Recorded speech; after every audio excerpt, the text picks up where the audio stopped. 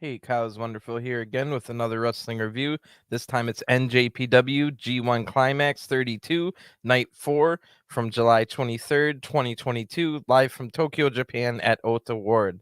So after 2 nights in Sapporo and then a third night in Sendai, the G1 Climax 32 hits Tokyo for the first time tonight at Ota Ward Gymnasium. So 4 more block matches will take place on the first night of a doubleheader in this historic venue. So we'll be back right away the next night, a little bit even earlier. So not even 24 hours in between events here as G1's heating up. Then they have Monday off and come right back Tuesday and Wednesday, Thursday, Friday off, back Saturday, Sunday, same the next week. So things are heating up now. The main event tonight will be Switchblade Jay White versus Tomohiro Ishii.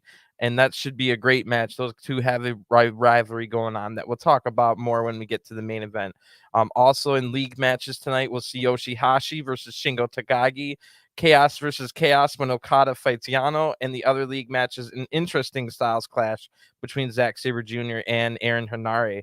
So the preliminary tag matches look to be pretty good as well. So let's just get right into it.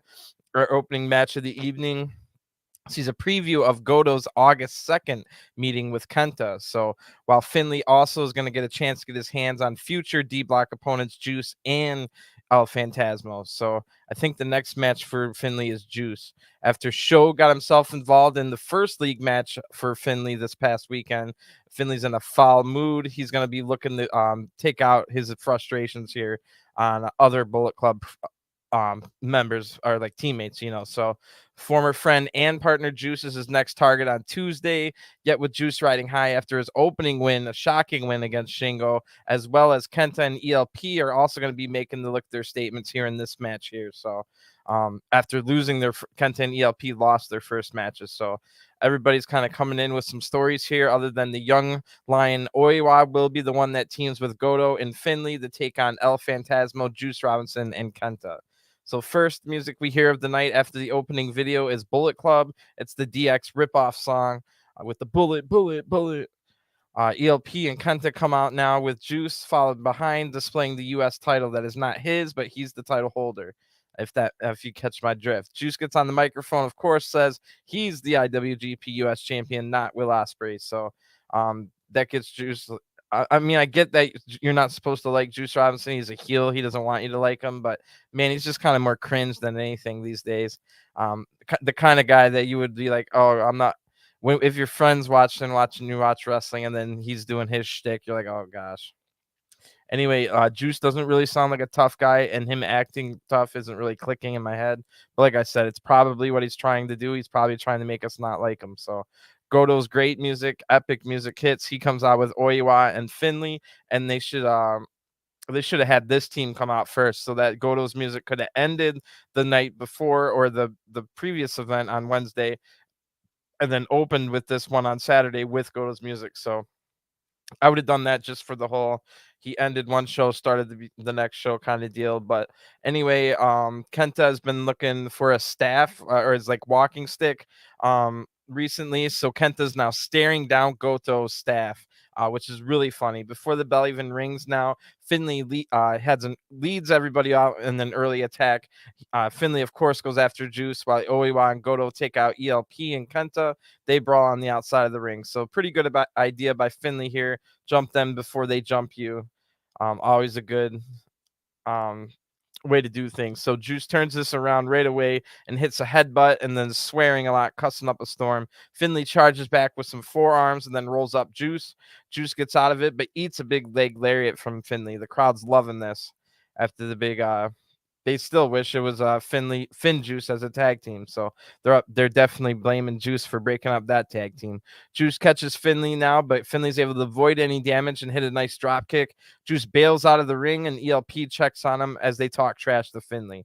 Juice rolls in and tags in Kenta as Juice swears even more. Kenta rolls out of the ring and stares at Goto's staff now. He really wants that staff. Kenta's been talking about his old staff and how the staff Kenta used to have, he doesn't feel like it's the same one. It doesn't feel the same. It doesn't feel right.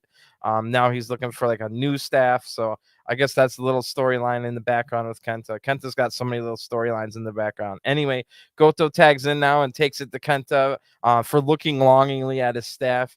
Goto gets a hits a hip toss and an elbow drop. Juice now kicks Goto from the apron. This allows Kenta to hit a neck breaker. ELP now tags in and knocks Oiwa right off the apron. Finlay tries to get in the ring, but the referee stops him, and this allows the Bullet Club triple team on Goto. ELP now tags in, hits a nasty looking back rake. It wasn't exaggerated like the flipping ones. This one legitimately looked like he dug his nails deep in there. Quick tags now have Goto in big trouble. His arm has to be a little bit hurt from that Naito match still. That wasn't that long ago. Only a few days rest since Naito was in the main event with a out of set. His arm was probably only at 8 to 10% if it was rated out of 100. Kenta now works a headlock and the crowd rallies behind Goto now. Kenta hits a DDT to stop the comeback. Finlay now comes in to break up the pin, and Finlay gets thrown right out. Goto fights out of a double team, then hits his Ushi-Giroshi neckbreaker. Chris on commentary, who's thankfully back so we can translate things. Chris tells us that Goto mentioned that his son, if you remember, Goto mentioned his son in his backstage comments. That's because Goto's son sent in an essay saying that he wanted to see his dad, Goto, not only win the IWGP World Heavyweight title, but he wanted Goto to win the AEW World title and get the tag belts back. So that's pretty hilarious. No pressure on your dad, right, son? So after winning the main event on Wednesday, Goto said to the camera in the press after he talked about everything else, he finished it by saying, I just wanted to say one thing to my son, Daddy won. So we got a little wrinkle to Goto's character going now. Maybe finding some extra fire from within from his own son. So that's pretty cool. And a way to explain why Goto's able to kind of turn things around after having a couple of struggling years. Goto's now finally able to tag out, and the young lion Oiwa sees his first action here. Oiwa takes it to ELP with a running drop kick and a shoulder tackle. Oiwa then deadlifts ELP with a gut wrench, but ELP is able to block this before he gets slammed down. But Oiwa counters the charge from ELP and hits the back body drop. Oiwa then hits the gut wrench suplex he was looking for and locks in the Boston Crab. And then Kenta runs in, and it only takes one big strike from Kenta. I think it was a forearm to break the hold. The match now breaks down back and forth. People are getting thrown over the rope to the outside. Like everybody's just getting thrown out one after another. Juice now hits that left hand of God to knock out Finlay from the apron to the outside. And it's just Juice and Oiwa left in the ring now. Juice slaps Oiwa, spits in his face, and then hits but Oiwa fires up from that and hits a drop kick. ELP was the legal man and surprises Oiwa with the sudden death super kick from behind to the bottom of the chin, like turned into it for the 1, 2, 3. The winners by pinfall are Bullet Club. Right after the match, young lion Nakashima goes to put ice on Oiwa, but Juice throws the kid right into a super kick, another sudden death super kick from ELP. So Nakashima has just returned from injury. He missed about a month of shows. He missed like 10 shows in a row. Juice, Kenta, and ELP too sweet, and then they ELP says into the camera, "Hey, big huge, I'll see you tomorrow. You better bring me Peter." So he'll be fighting Yujiro in one of our first looks at a Bullet Club versus House of Torture, who are technically still part of the Bullet Club, but they seem so distant nowadays.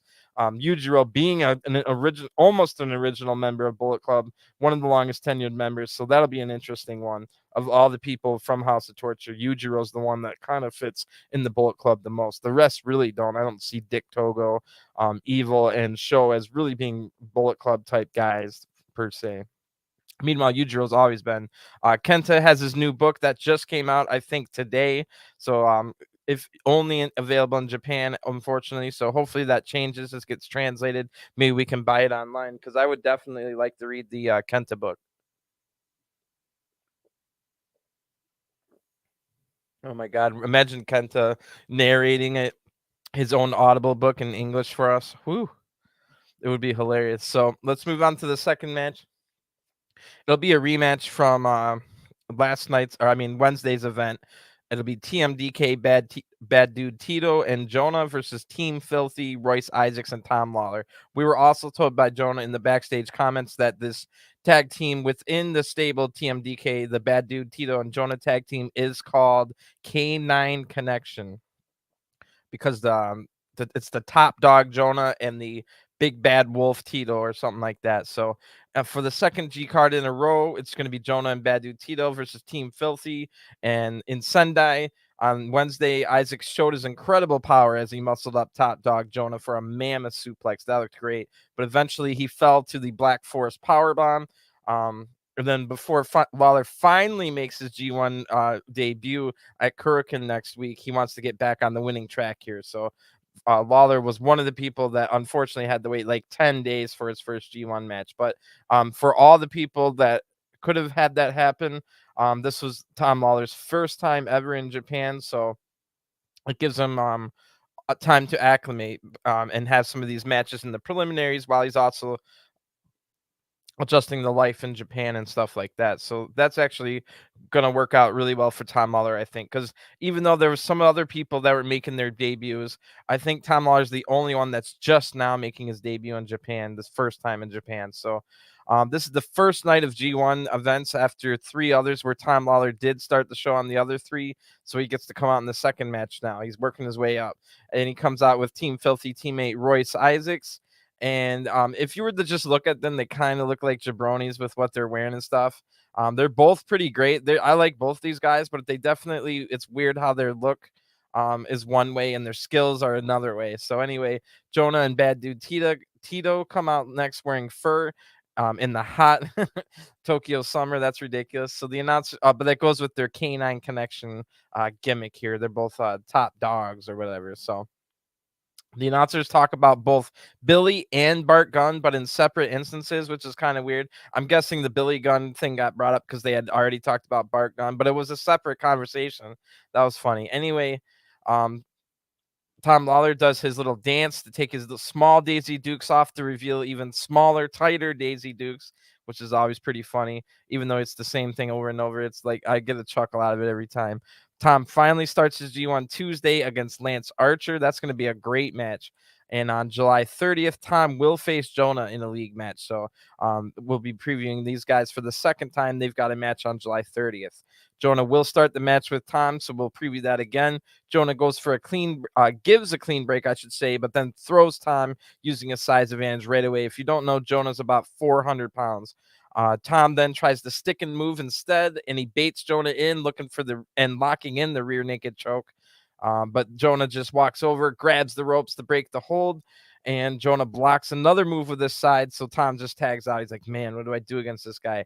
Royce Isaacs. And by the way, Tom's going to have to figure that out because they fight on the 30th. Royce Isaacs and Bad Dude Tito now tag in. Tito has a wrist lock on, and both men counter grapples back and forth. Some pretty good stuff here. I didn't even mind that I didn't mind that this was a rematch from Wednesday. These guys are really good in the ring, but I do hope they have different opponents going forward. I don't, maybe we can see them again in a week or two, but give us like 3 times where they fight different people in the preliminaries. Anyway, Royce quickens the pace now, hits some arm drags and some drop kicks and a drop kick to the knee. And then with ease, Isaac lifts up Tito. Tito's not a small guy either for a delayed vertical suplex. Royce has been showing out his really good power. Royce has been wrestling in Japan before. I think he was a regular at Noah for a few years. But the crowd's absolutely loving Royce Isaacs here. So Tom Lawlor now tags in and does some more weird dancing while doing a double team on with Royce Isaacs. And that was awkward, but the fans absolutely loved it. And that was I just finished watching the show, but since I was at the beginning, I don't quite remember what happened. I just wrote down weird dancing double team. And I remember there was something awkward, but I don't even remember what it was. So it must not have been like offensive or anything. It was just kind of awkward. Tom gets the fans to clap and then talks trash to JONAH.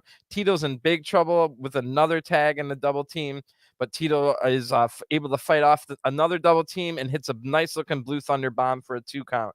JONAH now able to get the hot tag. He hits about 10 shoulder thrusts in a row into the corner.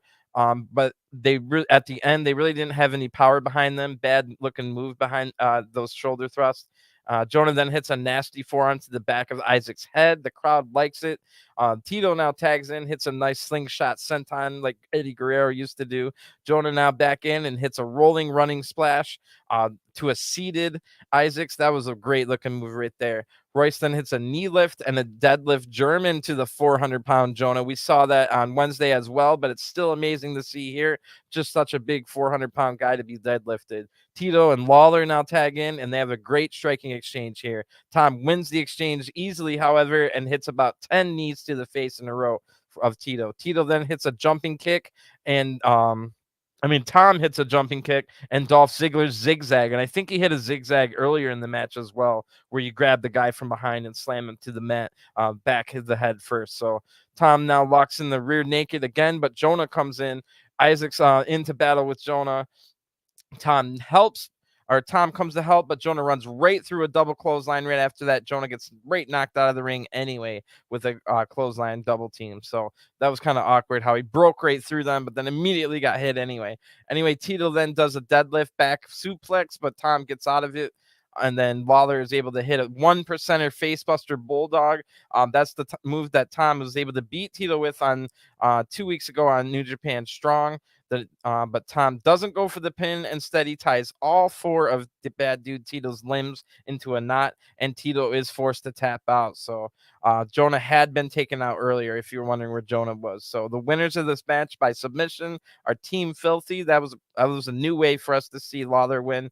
I think Lawlor had lost his first two tag matches teaming with Tito, but now he gets a win here. He also won a singles match against a young lion on night one, where he showed the nasty knee to the head, or nasty knee to the brain. That's the name of the move. That's the full name of the move. And that was to show that he can use that nasty knee to the brain to beat any of those big monsters in A block. And now he shows that he can tie people up on all four of your limbs and force you to not even, because once you have all four limbs tied up, you can't really get to the rope unless you can, like, I don't know, bite it, which I've seen before, but but that's because I've watched too much wrestling in my life. But anyway, they're dancing around like goofs. Of course, Team Filthy are. Royce Isaacs bites Tom Lawlor's bicep, which is like their pose thing. Decent match here, but hopefully they can wrestle new people soon. I would like to see that for sure. Now we've got our third match of the night. It'll be Suzuki-gun members Lance Archer, Taichi, and Taka Michinoku versus Bullet Club members Bad Luck Fale, Chase Owens, and Yujiro Takahashi. So Lance Archer will be walking to the ring with intent tonight, as the intent will be to tear the head off of Bad Luck Fale. With the high impact, high flying offense Archer had in his match against Fale on Wednesday, it looked to be all systems go, but until the Rogue General knocked the Murder Hawk monster off the apron and winning a flat count out. Really flat ending on that one. So now a chance for swift and violent revenge, while Taichi will look to show Chase Owens that he won't be able to get a second straight G1 victory over the Holy Emperor on August 5th. Those two will fight. So Taichi and Chase Owens fight later on. Fale just beat Archer on Wednesday by countout. So a lot of stories here, and then Taka Michinoku's there too. So the original Bullet Club music hits, not the DX ripoff. So I like that, because we've got the original Bullet Club member Bad Luck Fale with Yujiro Takahashi, who's been there forever. So really cool to hear the original Bullet Club music here. Yujiro fights fellow Bullet Club member ELP tomorrow in league action, and like I've been saying, it's going to be interesting to see House of Torture Bullet Club versus Jay White's Bullet Club in that matchup. So Chase lost to Tamatanga in his first match. Now his next match is against Grado Khan, and Bad Luck Fale is out last here. No offense, but these are the three guys I groaned about when I saw that the G1 announcements were made. Yujiro, Chase, and Bad Luck Fale. None of the three I really wanted. I'm not excited for any of their matches coming up. Tomorrow is Bad Luck Fale versus Jeff Cobb, but if Archer and Fale wasn't very good, and even though Archer was doing lucha libre moves for a big guy in that match, and it still wasn't that good because Fale did nothing of note, then that means all the rest of the league matches for Fale will be terrible. Archer was out there doing lucha libre, like I said, and it still wasn't a good match. So Taka and Taichi come out to Lance Archer's music now. Big match for Taichi tomorrow in league over his Sanayan, as he keeps calling Sonata. I don't know if it's mind games or if he's in love with him. I'm not quite sure what's going on there, but Archer is one of the worst actors ever. He says something like, "But I want to fight Fale," and it's just like the most overacted, worst acting you've ever seen. Almost ever. This was some terrible acting by Archer, but Archer is great in the ring. He's just not a good actor. Archer attacks Fale right before the bell even rings, and then they brawl to the outside. They come close to getting count out again, so they had to tease us about that count out we got Wednesday. That was funny. And it would have been funny if the match just ended there within like 20 seconds, 30 seconds for the count out. I would have said, as long as you don't do that kind of thing too often and every now and then, it would be funny. So anyway, it's not a 30-second match, and Chase and Taichi now tag in. Taichi thinks about taking his pants off, but does not. And then Taichi takes down Chase in a sumo style. They kind of go into some sumo wrestling here where Taichi wins. Chase then tries again, but the larger Taichi won't even move an inch on the sumo attack. So Owens goes back to striking now, and Taichi meets him right back with some kicks. Good striking exchange with punches from Owens now, and kicks from Taichi. Keep it even here. Owens eventually wins the exchange with a lariat and then tags in Yujiro. Good little exchange there between Taichi and Owens. Taichi's able to get Yujiro into the Suzuki-gun corner, and then they take cheap shots over and over on Yujiro and tag in Archer. Archer's now wearing out Yujiro, keeping him in their corner. Taka now tags in. Taka immediately ruins all the hard work Archer and Taichi were doing, but Taka does poke the eyes to gain back control right away, hitting a super kick on Yujiro now. Now the rest of the Suzuki-gun runs in, and they take off the other two from the apron. Then a triple team on Yujiro, but Taka gets crushed by Archer when Yujiro dodges a move.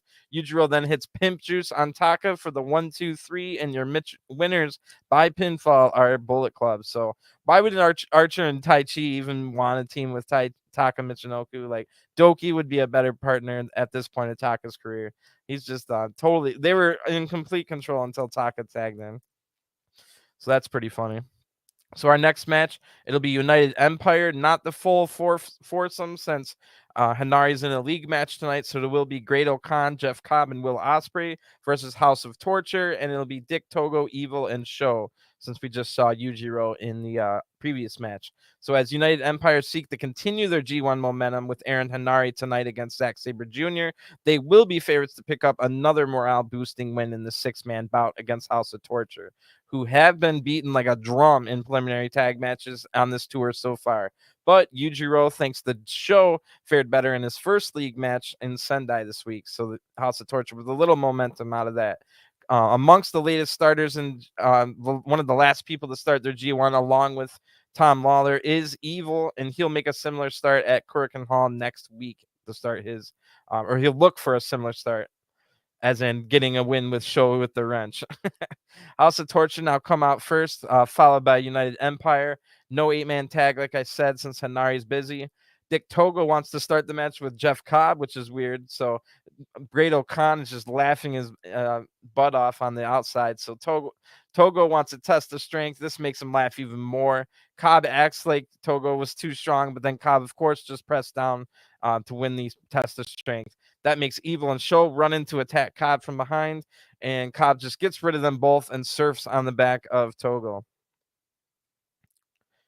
Cobb's now throwing around Togo with ease, but tomorrow in league match against Bad Luck Fale, Cobb won't find it so easy to toss around Fale like that.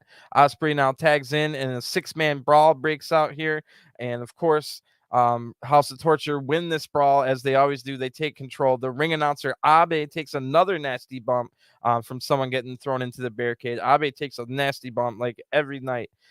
He's about to be using up all his bump cards, and he's not even a wrestler. So now Evil tags in, and he wears down Ospreay back in the ring. Evil has wrist control and tags in Sho. Sho goes back to work on Ospreay's arm. Will tries to pull the hair to get out of this, but Sho's keeping control now. And Will fights back again, but Sho rakes the eyes to keep control yet again. Ospreay finally gets free and hits a handspring kick and tags out the Great-O-Khan. O-Khan hits a snap suplex on Sho for a 2 count, and the crowd claps for O-Khan to just destroy Sho. Sho tries to hit a spear, but O-Khan's way too big, barely even affected by it. So Togo now takes the turnbuckle pad off, and Sho is able to hit O-Khan into the exposed turnbuckle. Dick Togo now tags in, and they triple team O-Khan, who kicks out at 2. Togo then has his cable weapon, but Jeff Cobb comes in to make the save. Now we get a spin cycle by Cobb to Evil. That was a nice looking move on the big guy Evil. So Cobb then helps Ospreay kick Sho, and then Will dives into the outside on the Sho. Jeff then throws Dick Togo into the arms of O-Khan, something we've normally seen them do, throwing people like Dick Togo last time they had a match into the arms of Hanari, but Hanari's not here. This time it's O-Khan who puts the iron claw on Togo's face and then quickly transitions into the sheep killer to force Togo to tap out. Your winners of the match by submission are United Empire And after the match, Great Khan gets on the microphone and, of course, says, "Bow down, peasants." Then he says, "Later tonight, Hanari will beat Zack Sabre Jr. and United Empire will dominate the G1. So Cobb shakes his butt again, and Ospreay says at the English announce table that he won't say anything on Twitter. And then he stops and says, "But I'm lying, I will," which is kind of funny. I think this might be our last tag match now. Yep, we're already to our last preliminary match here. So it's going to be Hiroshi Tanahashi, Jado, and Tama Tonga versus LIJ, Los Ingobernables de Japón. That'll be Japan, Sonata, and Tetsuya Naito. So before Naito and Tanahashi face off in Sunday's main event, they will meet in the six-man preview here in Saturday. So a poor start for LIJ. All three members in G1 lost. Sonata dropped his first match to Jay White, while Naito lost to his first match to Goto on Wednesday. Tanahashi also had a poor start as well at the hands of Hanari. So Tama Tonga is the only man in this match with 2 points that he beat Chase Owens for. He'll be looking to show the benefit of momentum here to Sonata in particular, with those two set to meet down the road on August 2nd. I think that's the second to last match for Tama Tonga before Jay White, but there might be one in between those. Bushi's music now hits, and it's, even though I know LIJ all get their separate entrances, it's still kind of awkward that Bushi gets his own music. So many guys in these tag matches aren't in the stables that they're tagging with, but they don't get their own music. So Finlay, for example, is one of those guys. Sonata then comes out second. Big league match against Taichi tomorrow, with Sonata losing the first match. That's going to be a must win. Same for Naito and Tanahashi, who fight tomorrow as well. With 2 losses in a 6-match league, you basically take all the control out of your own hands, because you can basically only win the block through tiebreakers at that point. The odds of you being 4-2 with everyone else either 3-3 or 2-4 is unlikely as heck. So no fancy suit tonight for Naito. It's in a LIJ baseball jersey instead. Naito's opponent in league tomorrow, Tanahashi, comes out next. Could Naito and Tanahashi actually draw? That's a possibility. Maybe neither men get the big win they need and both go to 1 point after 2 matches. That would be an interesting story. So maybe that's a possibility. Anyway, Tama Tonga doesn't get his own music here, but Bushi did. So that's what I was talking about. It's weird that Bushi gets his own music, but not Tama Tonga. Anyway, Jado's here too, and we saw Jado and Tanahashi team recently on the road, New Japan road shows with Kushida when Kushida made his return. And then in those backstage segments, it looked like Jado and Tanahashi were having a good time grilling Kushida in the backstage comments. So Jado and Tanahashi seemingly have a good relationship after all the heel stuff Jado did in the beginning of his career. So LIJ, of course, take their time to get ready as usual. Naito and Tanahashi will start the match, but then Naito just tags out the Sonata before the action can even start. So Naito's like, never mind, I'll tag back in. So Naito tags in, and then Naito tags back out. So Tanahashi isn't impressed by any of this, so he just tags in Tama Tonga. That was kind of funny that Tanahashi was like, screw this. So Tama Tonga is looking real jacked. He's been working out hard. He's start the match with Sonata here. Tana gets the cravat on and tries to take him down, but Sonata is able to flip out of the takedown. That was cool looking.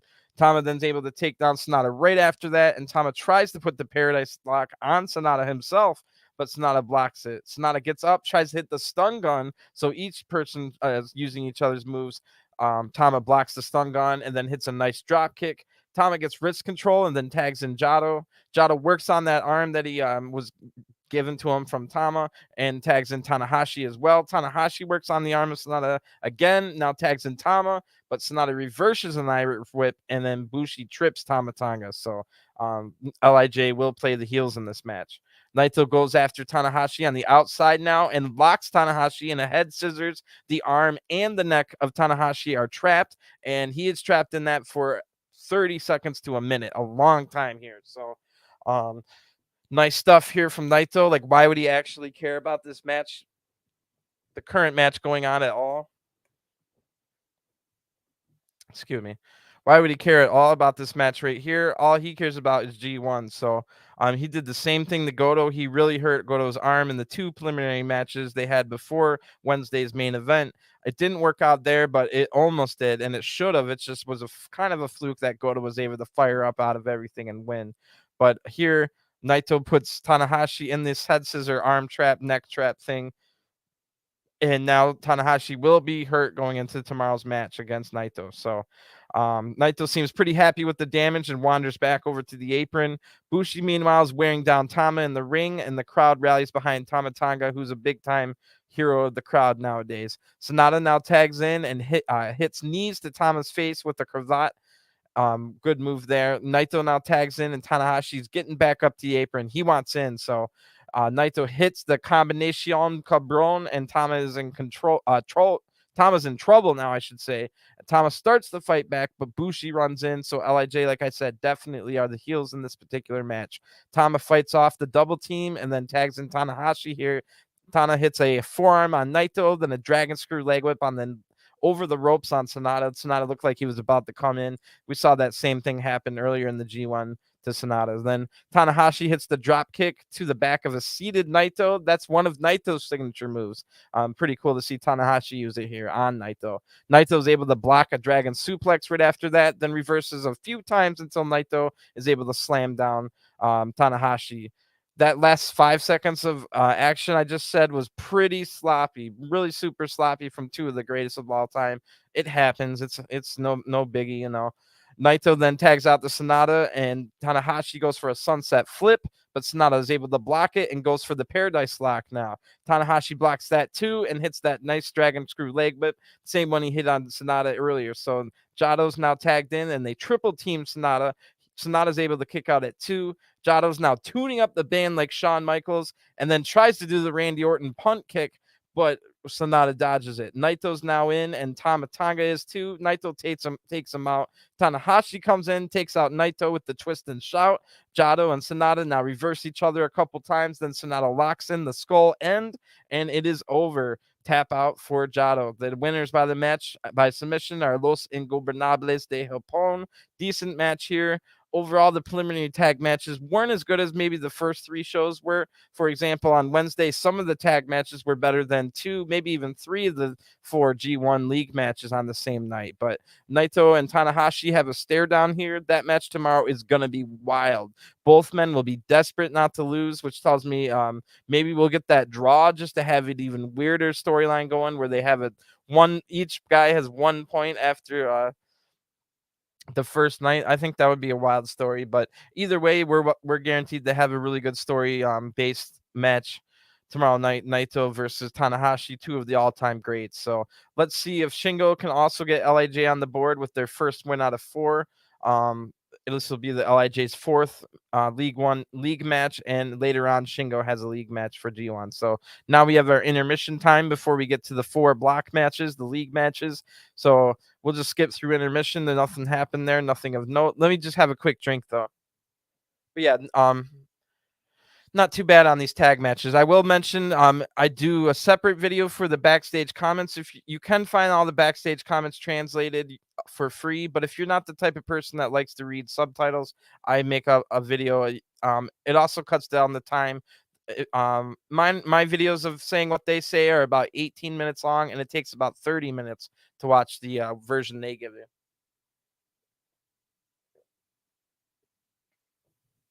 All right, let's get into the league matches. I was really looking forward to this first one because, like I was saying at the beginning of this review, a really big styles clash here that I was really looking forward to. So this one was on my radar for a while since the blocks were announced that this was one of the matches I wanted to watch. And I don't think it disappointed. I really, really liked this match. So it is Zack Sabre Jr. versus Aaron Henare.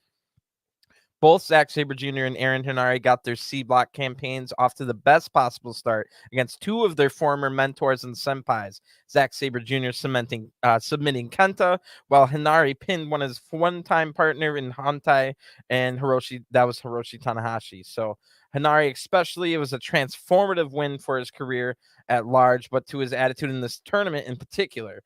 Unlike the established Sabre, Henare has a lot riding on his first G1 appearance here. Beyond the 2 points and the pride against the ace, the convincing win might have gotten the Ultimate Weapon a spot in next year's G1 just with that win alone.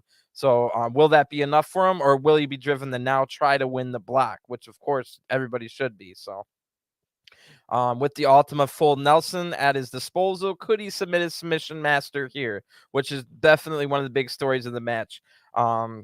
And we knew that going into it. We got the submission master versus strike guy. We got technical wrestling versus striker, but the striker also has a power submission.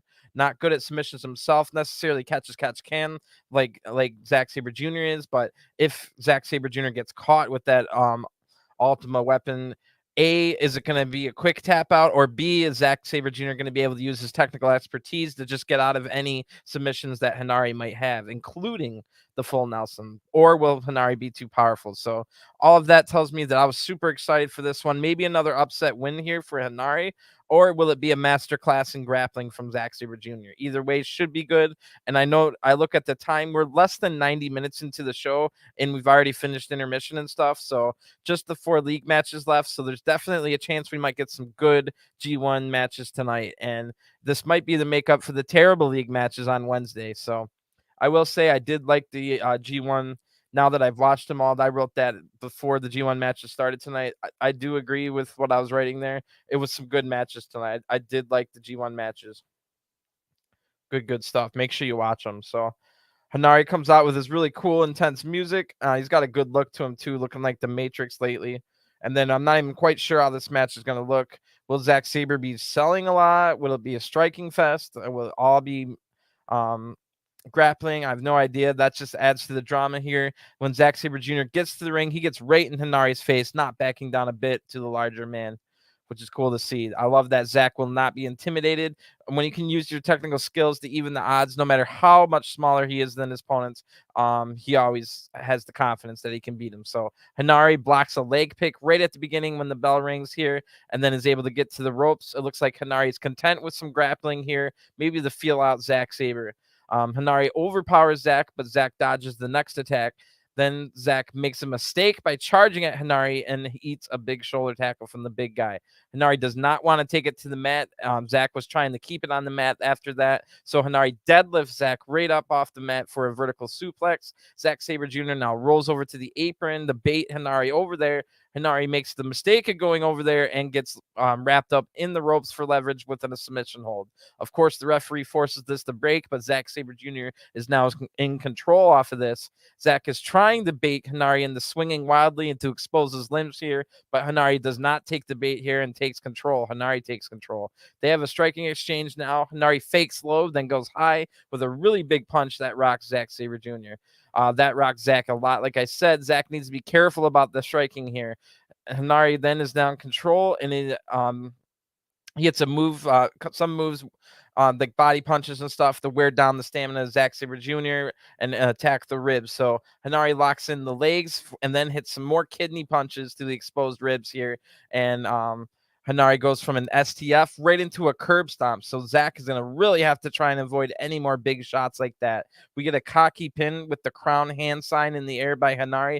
That was a very risky move. It could have exposed the limb for Zack to take advantage of. But lucky for Hinari, Zack was still a little rocked from that stomp. Zack refuses to get up. He wants to keep the action on the mat again, but again, Hinari keeps his distance. Then Hinari uses quick kicks, really short, quick kicks.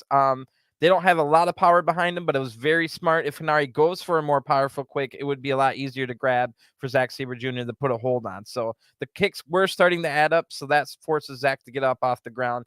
He couldn't eat many more of those, and he wasn't able to grab any of the feet or the kicks, so instead of grappling now, Zack tries to go back to striking, but Hinari completely isn't phased, and it only takes one punch to knock Zack back down. What was Zack doing there? Hinari makes a mistake, though, of trying to grapple right after that. Instead of sticking with this, either a power move or striking, Hinari makes the mistake of trying to grapple right after that. So Zack Sabre Jr., of course, immediately takes control. He cranks the neck, works a cravat. Hinari made a mistake right after Zack did. So back-to-back mistakes here. I guess they cancel each other out. Although Hinari just got the worst of it for sure. The striking was working for Hinari, but he took it to grappling and made a mistake. Hinari's now caught in the abdominal lock, then powers out after about 10 seconds. The ribs are hurt a little bit on Hinari, though. Zack hits some big forearms now, and they're having more effect than they were earlier. Hinari fakes low and goes high again, but the next kick after that is caught. So this is what Zack was trying to do. Bait in so he can grab Zack was trying to bait him in, and so he can grab a limb, and then an ankle lock with a heel hook is applied. That heel hook was in deep. Hanari gets to the ropes right away, and I'm writing down here, it seems to me it wasn't worth taking all those big strikes from Hanari, in my opinion, for just that little bit of damage. But nope, as I write that, however, Hanari seems very damaged by that heel hook. So it was worth it after all. I had forgotten Hanari, when he was a young lion, had to have his Achilles tendon surgically repaired. So the whole Achilles heel saying about my particular Achilles heel for why I can't lose weight is because potato chips and beer exist. So that's my Achilles heel. But that thing is a saying because Achilles tendons are notoriously one of the toughest, if at all. Sometimes they never recover, but they're like the toughest injuries to come back from. Like you might think of like the knee injuries, like MCLs and ACLs are tough to come back from, but the Achilles injury is even tougher. Sometimes it ends careers as soon as you tear it or whatever like that. So that surgically repaired Achilles tendon was really damaged on that heel hook, even though it wasn't on for very long. Hanari rolls out of the ring now, but Zack Sabre Jr. smells blood, quickly follows Hanari out there. Zack hits a nasty leg kick, but this puts Hanari into desperation mode. He kicks the next kick that Zack Sabre Jr. hits, the colliding with the knees. Right after that, Hanari is able to make the next kick to take control. So Zack Sabre Jr. is now thrown into the barricade, and Hanari can recover a little bit now. So Zack blocks the next barricade shot and then jumps up to put the guillotine, the headlock guillotine here by Zack Sabre Jr. on Hanari, but Hanari able to quickly power out and before losing consciousness, hitting a suplex, big old suplex on the mat on the outside. And this has Zack Sabre Jr. in a bad way now. So Zack might have made a mistake by putting that guillotine on the outside. Zack had rib problems going all the way back to the New Japan Cup, and now Zack is screaming in pain with his holding his ribs from that suplex on the outside. And remember what I was saying, Zack looked like he couldn't take another huge attack, and right when the next huge attack happens, he's over here screaming in pain. So things are definitely a little more even now because Hanari's leg seems to be a little bit better, and Zack seems to be in trouble now as they go back in the ring. Hanari hits a running knee lift into the corner, and then a nasty berserker bomb. Somehow Zack is able to kick out of this, but yet another big shot, and that hurt the ribs as well. This shows the elite level of Zack Sabre Jr. He's in a bad way, but he has the heart to kick out there. Zack then puts a boot up to stop the onslaught, and Hanari allows Zack to slap him multiple times hard in the jaw and neck. Hanari's just eating those slaps and grimacing. He's gritting his teeth through the pain, just waiting for an opening. He finds it after about 6 slaps by Zack. Zack gets blasted by a nasty elbow strike from Hanari, just waiting for the perfect moment while he was absorbing the pain. Zack now is woozy and he's having rib problems as well. Hanari thinks he can end it here, so he tries to do the Kofi Kingston Trouble in Paradise spin kick, but Zack had enough fight in him and he catches that slow, powerful kick. Remember what I was saying about quick kicks and slow, powerful kicks earlier? Well, this was a slow, powerful kick because Hanari thought Zack was woozy enough to actually pull it off. But no, Zack quickly takes Hanari to the mat by catching the leg and stomps both knees of Hanari from behind. So Zack can't follow up on this, but it does buy him time to recover. And now Hanari is holding both of his knees after that move. Zack's the first one up to his feet and hits another big kick. I should say 3 big kicks to the chest. Hanari seems to be absorbing these, so Zack takes a run off the ropes and hits a running penalty kick. Hanari absorbs this too, just quickly gets up and hits a rampage Uranagi slam onto Zack. Another hard shot to Zack's ribs, but Zack kicks out at 2 again. The crowd is liking this match. I am too. I really, really like this match. They're telling a story here. So Hanari now goes up to the middle rope, hits a big senton, and I think the crowd are cheering for Hanari, but there's really no way to tell. Hanari looks to end it now with the Ultima full Nelson, but Zack Sabre Jr. blocks it, takes Hanari down, and tries the bridge pin. But the bridge pin had his head and neck exposed near Hanari's arm, so Hanari is able to counter this. He kicks up the bridging Zack right into the Ultima full Nelson while Hanari was on his back. Hanari is now easily able to get to his feet, but Zack slips out of the full Nelson. Hanari wheelbarrows Zack back up and counters right into the full Nelson again, but Zack quickly elbows out of it before it's fully locked in. So we didn't get to see it fully locked in there. Zack now hits a Pele kick to the arm of Hanari, but Hanari keeps control with another strike. Hanari looks for the Streets of Rage muscle buster thing, but Zack counters out into a knee bar and then transitions quickly to the heel hook, and Hanari taps out right away. That surgically repaired, previously damaged Achilles tendon tendon was too weak, and that heel hook made him tap. So your winner by submission is Zack Sabre Jr. Wow, what a match. Hanari now pulls his boot off right away to put some ice on it. Hanari does not want him to cost us even more points than just his 2 points he dropped here. So Zack makes Nakashima, the young lion, carry him to the back. And now we look at a close-up look of the bare foot here of Hanari. We see the big, ugly scar on the back where the Achilles tendon is. Big scar from that surgery. So Hanari limps to the back, refusing any help. And what a great match. They told an amazing story throughout the match. One of my favorite matches in G1 so far. This was some great stuff. And it might even have been my favorite match of the night. I think it was. So I think this might be my favorite match of all of G1 so far. Definitely, if you missed Zack Sabre Jr. versus Hanari, don't sleep on this match. So Zack has 4 points now in the bank with only 4 matches left. Pretty good start here. Perfect start, I should say, by Zack Sabre Jr. Hanari, with that win over Tanahashi in the first match, is now 1-1. His G1 is not over, but he cannot afford any more losses because he's going to have to hope Zack Sabre Jr. loses at one point. Otherwise, it is over. So Shingo Takagi versus Yoshihashi in D block action will be next. Yoshihashi and Shingo's first ever singles match takes place at center stage in Ota Ward here, the 7th match of the evening. Before the tournament, Shingo brought up Yoshihashi's signature Karma move and its similarity to his own Made in Japan move. So Takagi suggested he might be interested in taking his own move for the first time, but he'll be doing everything he can to avoid it. So they basically have the same finisher. So that was one of the stories of this match. Anyway, one match down thanks to a pulp friction by Juice Robinson and Sapporo. Shingo really needs a win here. Already has a loss in the bank. And this is one of his most winnable matches, so this might be a absolutely must win. Something that's on paper a winnable match, but yet Yoshihashi has scored big G1 upsets in the past and has been improving in the last year or so, but mostly in the tag team. So we'll see how this one shakes out. Shingo comes out first looking very focused after losing in the main event of his hometown, the Juice. Yoshihashi then comes out and he has the 3rd worst G1 record of all time. But like I said, Yoshihashi has been improving with Goto and the tag ranks especially. So this is a big match for Yoshihashi to prove that he is better than he used to be. And like we said earlier, this is the first singles match ever between Yoshihashi and Shingo. They're both about the same age. I think they're both about to turn 40 this year. And they trained at the beginning of their careers together, but split apart for like the 15, 20 years after that. So now they trade shoulder tackles, I should say, and forearms to start. And we start off our match here.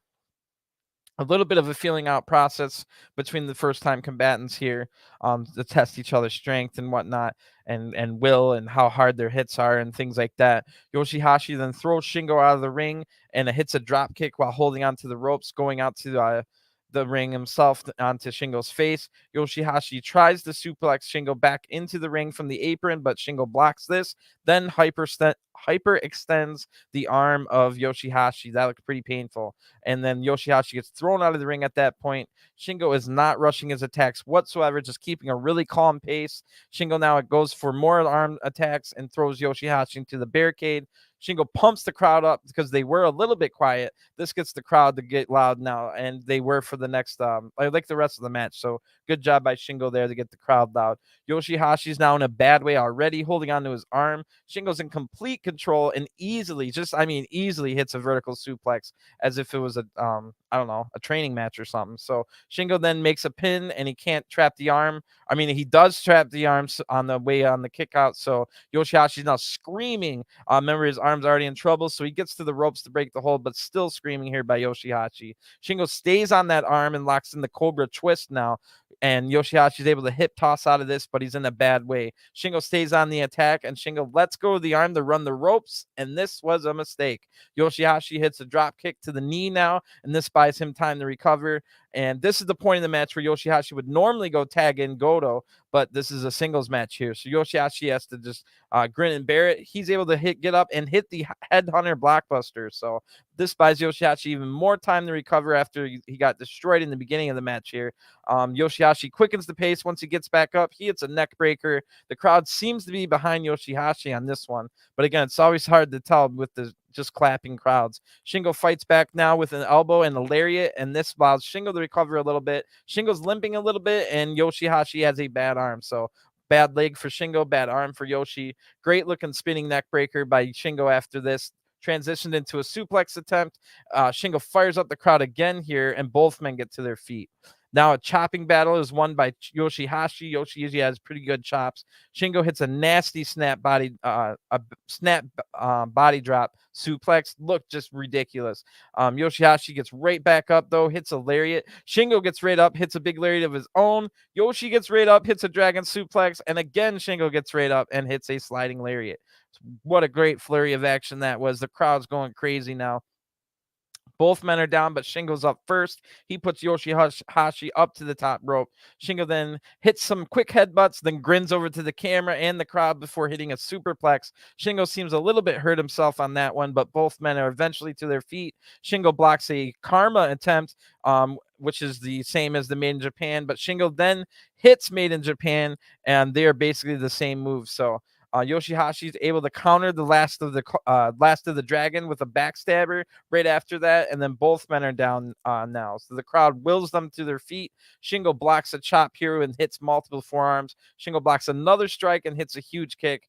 Now Shingo runs off the ropes and hits the big bomber lariat, but somehow Yoshihashi kicks out of this one. Yoshihashi counters the last of the dragon for a second time, hitting a tornado DDT out of that. Shingo then blocks karma again and turns it into a striking battle. Shingo uses closed fist this time, and same thing Shingo was yelling at Juice for doing in their last match. But I guess desperate times call for desperate measures and all that. Shingo then looks to end it here, but Yoshihashi counters a lariat and hits karma. So unfortunately for Yoshihashi, he can't make the cover in a timely manner, but it did buy him some time to recover. So Yoshihashi hits multiple forearms now, then a great striking combo after that. Shingo blocks a Canadian destroyer, but Yoshihashi blocks a pedigree and hits the destroyer anyway.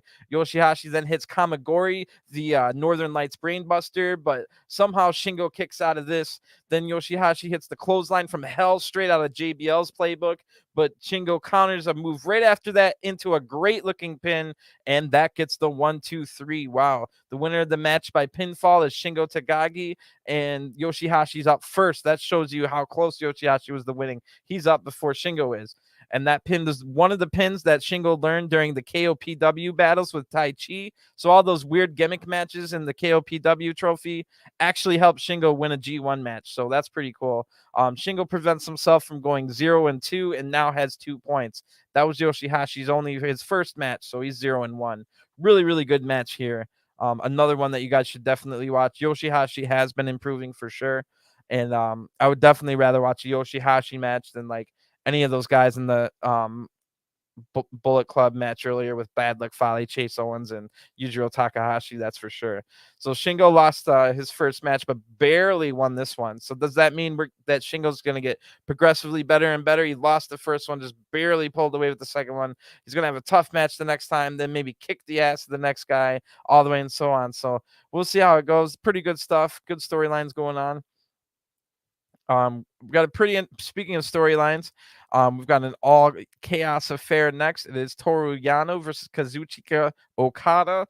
And this is a match that Okada has a 3-0 record in singles matches against Yano. So Okada and Yano both defeated monsters to log their first 2 points in G1 and Sapporo via very different means. Okada looked like giant killers in the past, like Inoki, and gave him inspiration for defeating Jeff Cobb.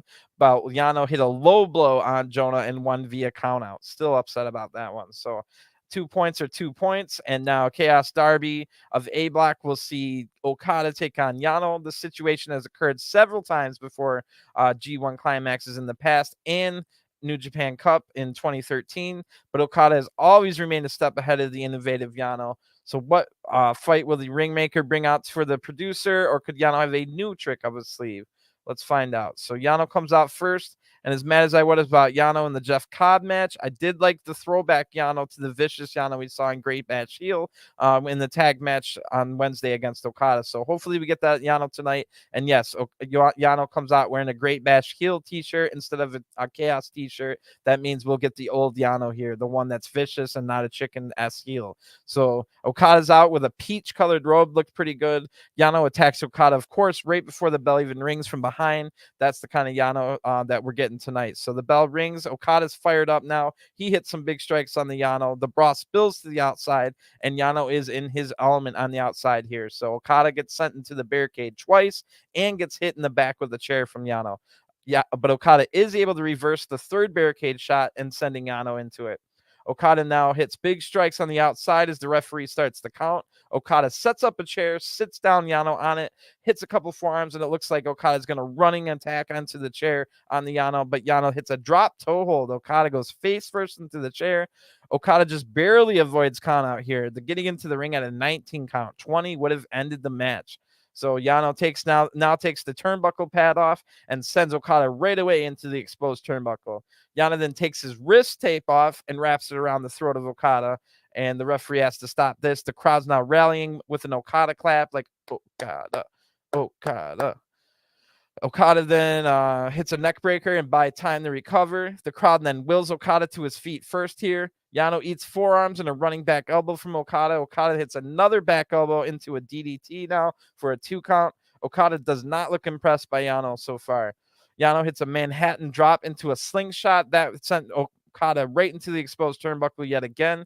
Then Okada blocks the Demon Killer powerbomb, which we have not seen on a Yano. That was Yano's old finisher when he was in Great Bash Heel. So Okada then hits the neck breaker from the Northern Lights position. I don't know what that name of that move is. It's awesome, though.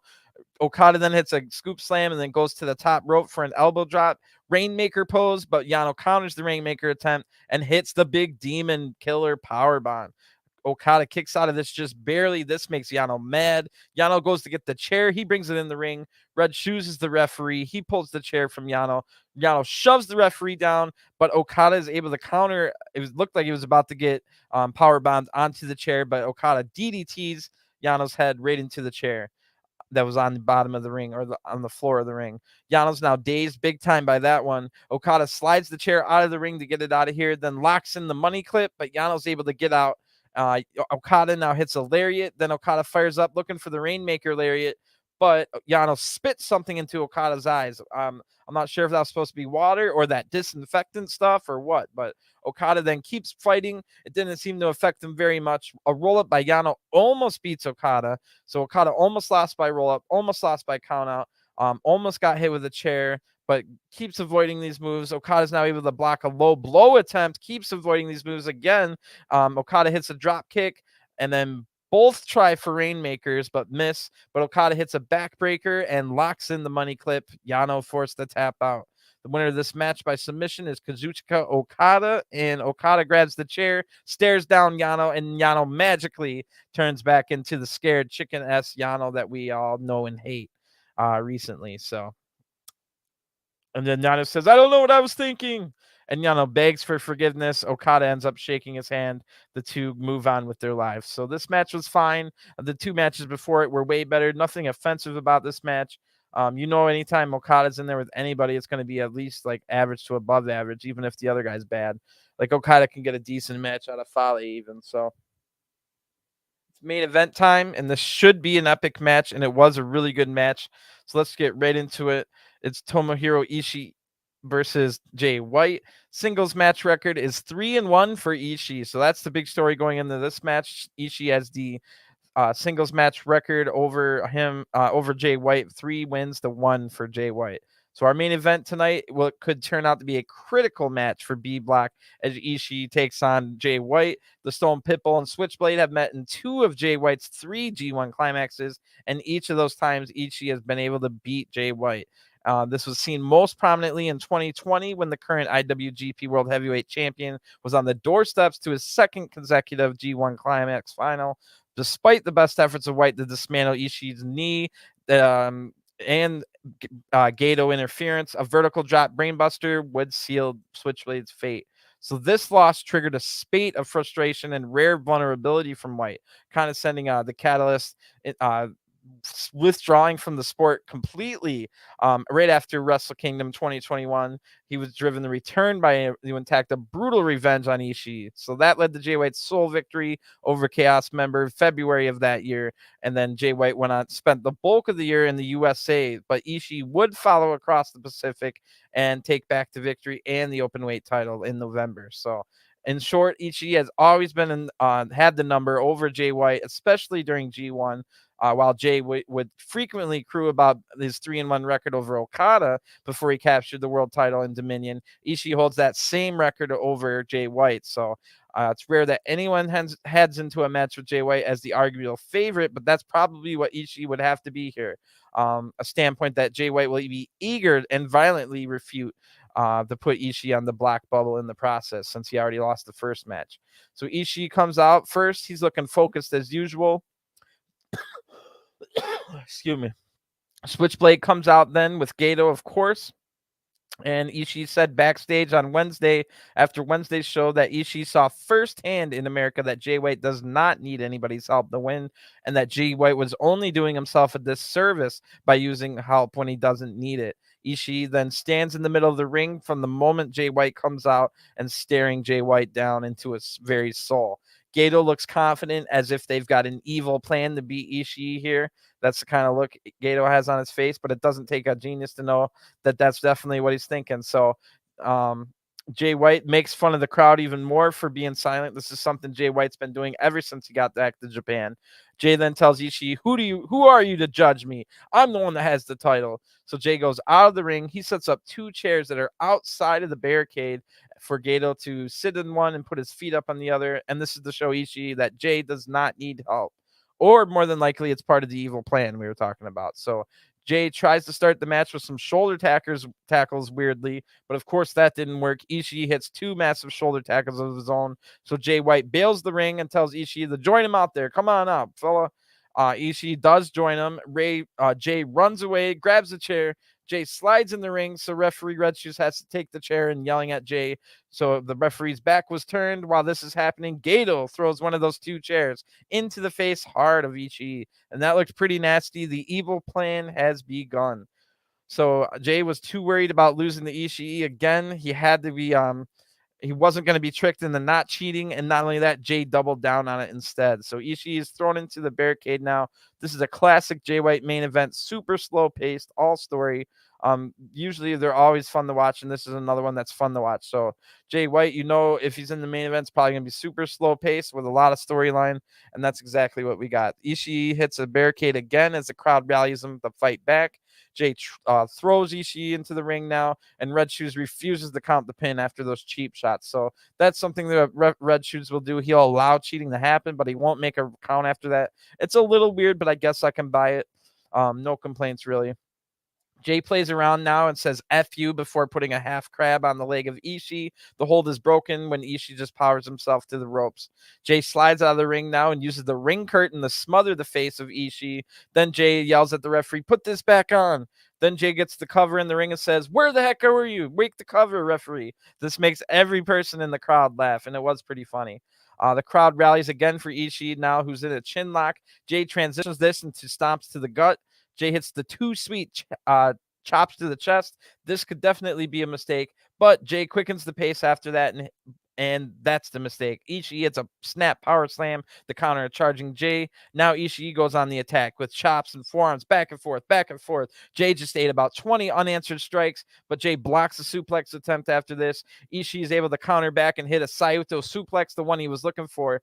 They counter waist locks back and forth until Jay hits a nasty looking DDT. Then Ishii is standing on his head after that DDT for about 3 or 4 seconds. Really looked nasty. Ishii's shoulders might be a little bit flaring up, his long, problematic shoulders. So Jay keeps control with some more shoulder thrusts in the corner. Jay then takes the fight to the outside of the ring, slams ribs first into the apron. Ishii's in a bad way after that one with his hurt ribs. So Jay then keeps the pace slow and attacks the ribs of Ishii. Ishii is able to spear Jay to the outside. That buys him a little time to recover. Ishii doesn't really use the time to recover, just goes back and grabs Jay White, put him back in the ring. This was a mistake, however. Jay White counters right away and hits a flatliner, then a really nice looking deadlift German. Jay White then rocks the baby with his arms like this, and the camera wiggles back and forth like that. That was kind of funny. Great Uranagi slam by Jay. One of the best Uranagi slams I've seen by a smaller guy anyway. I would consider Jay White a smaller guy. Usually always able to hit these big moves, though, so he doesn't wrestle like a small guy at all, which always makes the moves look even cooler. I wasn't bashing Jay White by saying he was small. I was saying all the moves he hits are made to look even cooler because he's usually smaller than the guys he's up against. Anyway, the crowd rallies behind Ishii to keep fighting, so Ishii blocks a sleeper suplex, but that left an opening for Jay to attack the ribs again. More too sweet chops now. This fires up Ishii, but one shoulder to Ishii's hurt ribs takes him right back down. Jay now sets Ishii up the top rope and hits a deadlift superplex, but somehow Ishii just fires up from that, gets right up, and charges in the J. That looked devastating. It was like just a avalanche crush tackle or something. Jay got absolutely crushed. It looked awesome. Ishii's now taking his time to recover and fires himself to get to his feet, then hits a corner lariat, but that hurt his own ribs. Ishii now has Jay up on the top ropes, hits his own deadlift superplex. Ishii is slow to make the cover, so Jay's able to get a shoulder up, but Jay's a little weak. I could barely get the shoulder up, so Ishii could be beaten with one major shot, and so could Jay. I'm thinking it was pretty even, but both are kind of weak at this point. Pace quickens now. Ishii wins an exchange with an enziguri kick, and then Ishii hits a sliding lariat for a 2 count. It's getting close here, so Gato's screaming on the outside, and Ishii fires up even more. Ishii's looking for the brain buster, but Gato gets up on the apron. This distracts the referee while Jay slips out. Jay's about to hit the low blow with the referee's back turned, but Ishii's able to evade the low blow, hits Jay with a German suplex. Ishii then knocks Gato off the apron, but Jay's now up, hits a knee strike to block a brain buster attempt. Jay hits his own brain buster now on Ishii, but Ishii gets right up after that, but Jay White hits a massive lariat. Again, Ishii just gets right back up. Now Ishii collapses to the ground. Jay didn't even hit him. He just was too tired. He tried to get up, but couldn't. Ishii now hits a headbutt, but Jay hits multiple forearms. Ishii absorbs loud chops here and then just knocks down Jay White with one strike. Jay White punches his way out of a power bomb attempt, but Ishii blocks again a sleeper suplex and hits a nasty headbutt right underneath Jay's chin, like an uppercut headbutt. That was awesome looking. Power bomb is now hit the Jay, but Jay White kicks out at 2. Great match here. They built this up super nicely with those opening small, slow sequences. Now we're hitting a crescendo as we hit the 20-minute mark. We've got 10 minutes left in this time, in the time limit. The pace quickens even more now as they each evade attacks, but Gato is able to trip up Ishii. Ishii for the 3rd time, however, blocks a sleeper suplex, and Jay White counters the lariat and finally is able to hit that sleeper suplex he wanted. Ishii then blocks the Blade Runner, so Jay then hits another sleeper suplex, and they both reverse big moves, going for all the big finishers now. They both reverse each of them for about 4 times in a row each, until Ishii hits a huge sleeper suplex of his own. Then a running lariat, but Jay White somehow kicks out of this. Gato's banging on the mat for Jay White to wake up just in case Jay White was like unconscious or close to unconsciousness. So Jay counters the brain buster and hits the Blade Runner. The crowd instantly is quiet after that. They all know what happens. We all know what's happening. 1, 2, 3. The winner of the match by pinfall is Switchblade Jay White. And Gato's trip towards the end might have been the X factor. So Gato with the help again. Another big main event with Jay needing help to win. Jay has a week until his match against Chase Owens next Saturday. So will Jay ask Owens to lay down? Would Owens do it? Or could we maybe see Owens laying down and then rolling up Jay for the 1, 2, 3 in a swerve? So I think that has a possibility of happening. So what's his name? Jay White's going to have to really be careful of that one because he could probably always beat Owens straight up, but if he tries any shenanigans, he might pay for it. So Jay White gets on the microphone now and chants Ishii, Ishii, and the crowd claps along with the rhythm. So Jay says, Tokyo, welcome to the first ever live edition of the 2J show. And then, oh, you guys don't understand what I'm saying, huh? Well, maybe I should speak in Japanese. So Jay goes and brings the young lion Oiwa to hold the microphone for him, and then Jay White claps out the rhythm for what he wants to say, like this.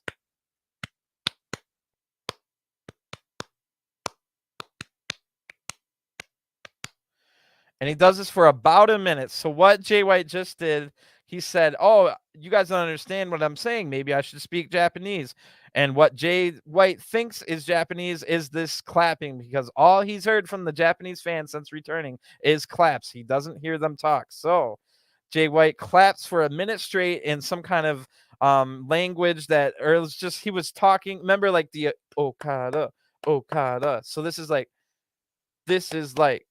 what I'm trying to say. Like, so if somebody can, I wonder if somebody's going to be able to translate that hand clapping words from Jay White. That would be funny. I wonder what he said. So I didn't take the time to try and do it because I was already I was already rewinding and rewriting a lot of these notes and stuff. So I was like, I'm not going to try and do it right now, but maybe someone will translate it. Maybe it'll be on the translated. That would be funny if it's on the backstage comments translated. Jay did say it'll be translated later. So that was really funny. Jay White does not say anything else. He just claps for a minute straight as if he was talking, but clapping.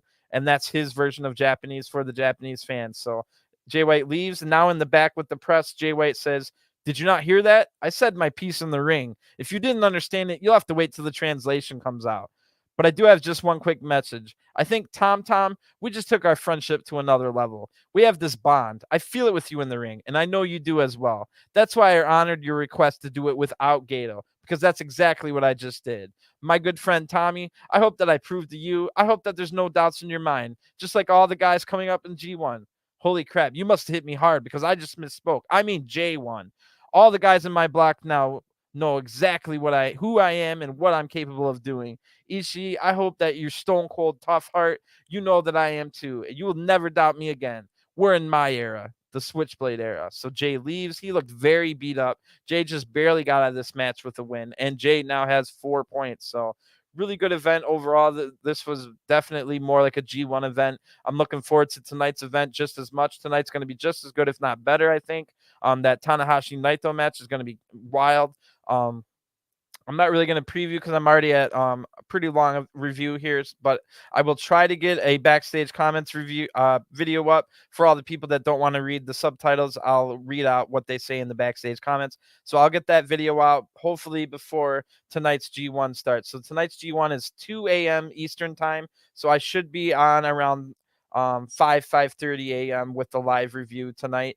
And if I can also find time, I might have New Japan Strong up as well. So I'm going to get going. Thanks for tuning in. I'll talk to you guys very soon. We've got a lot more G1 action coming up, and I can't wait. So enjoy your day, and I'll see you again tonight. Peace.